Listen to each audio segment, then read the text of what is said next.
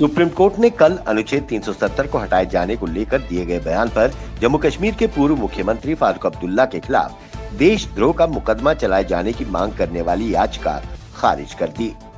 शीर्ष अदालत ने कहा कि सरकार की राय से अलग राय रखने वाले विचारों की अभिव्यक्ति को देशद्रोह नहीं कहा जा सकता। साथ ही सुप्रीम कोर्ट ने फारूक अब्दुल्ला के खिलाफ आरोपों को साबित नहीं कर पाने वाली याचिकाकर्ता पर 50,000 रुपए का जुर्माना भी लगा दिया। जम्मू संभाग के जिला पुंछ में नगर पालिका पुंछ की तरफ से बड़ा अतिक्रमण अभियान चलाया गया। इस अभियान के तहत किला मार्केट के पास लगते इलीगल मार्केट, दुकानें और रेहड़ियों को वहां से उठाया गया। साथ ही चेतावनी भी जारी की कि गैर कानूनी तौर पर अतिक्रमण करने वालों का सामान जब्त किया जाएगा और उन पर सख्त कानूनी कार्रवाई की जाएगी। वहीं इसी दौरान गलत पार्किंग किए वाहनों पर भी पुलिस ने कार्रवाई की। जम्मू श्रीनगर हाईवे की सिद्रा नरवाल बाईपास पर सरकारी भूमि पर कब्जा बनाए कई व्यापारिक प्रतिष्ठानों पर गाज गिर सकती है।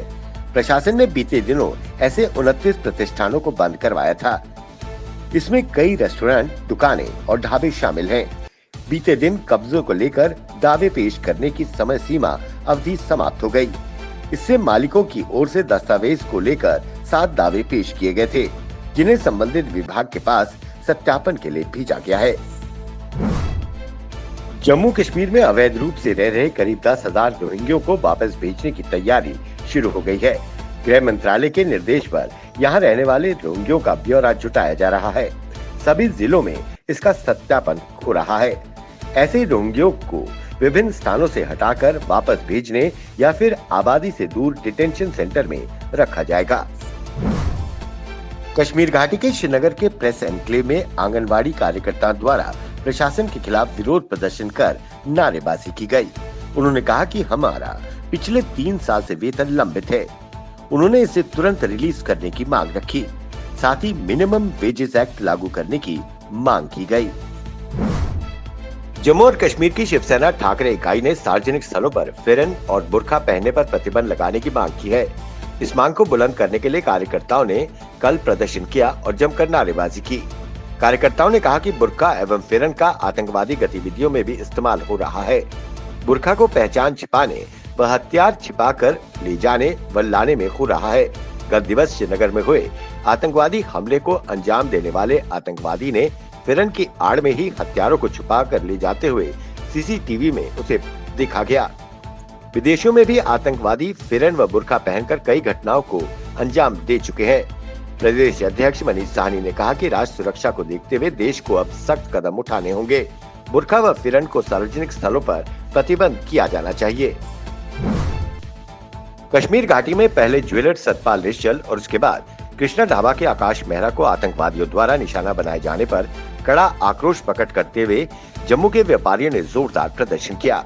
आकाश मेहरा को श्रद्धांजलि देते हुए व्यापारियों ने केंद्र व प्रदेश सरकार से कश्मीर घाटी में अल्पसंख्यक समुदाय के लोगों की सुरक्षा सुनिश्चित करने की मांग की। व्यापारियों का कहना था कि इन हत्याओं से व्यापारियों में खौफ है और अगर यही हालात रहे तो अनुच्छेद 370 व 35 ए समाप्त होने के बाद भी जम्मू कश्मीर में निवेश करने के लिए बाहर से कोई नहीं आएगा। Traders federation warehouse Nehru market के बैनर तले बुधवार को जम्मू की इस सबसे बड़ी अनाज मंडी के व्यापारी वेयरहाउस के मुख्य गेट पर एकत्रित हुए और वहां आकाश मेहरा को श्रद्धांजलि दी। फेडरेशन के निवर्तमान प्रधान रतनलाल महाजन की अगुवाई में एकत्रित हुए इन व्यापारियों ने पाकिस्तान व आतंकवाद के खिलाफ नारेबाजी करते हुए अपने गुस्से का इजहार किया।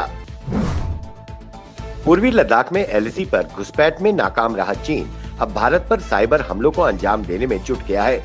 चीन प्रायोजित हैकर्स के ग्रुप ने भारत में वैक्सीन निर्माता company serum institute of India और भारत बायोटेक के आईटी सिस्टम को बीते कुछ सप्ताह में निशाना बनाने की कोशिश की है।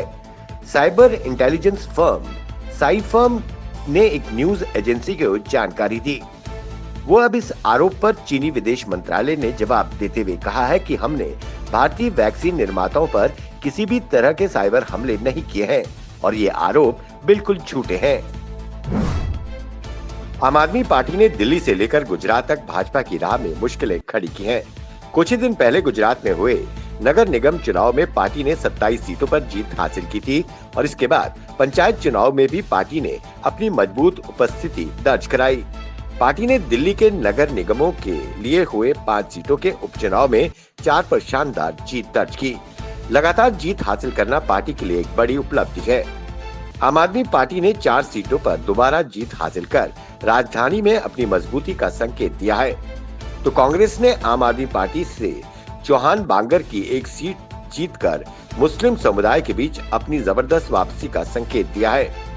भाजपा के इन उपचुनाव में सबसे बुरा हाल हुआ है, जो इन उपचुनाव में खाता भी नहीं खोल पाई है।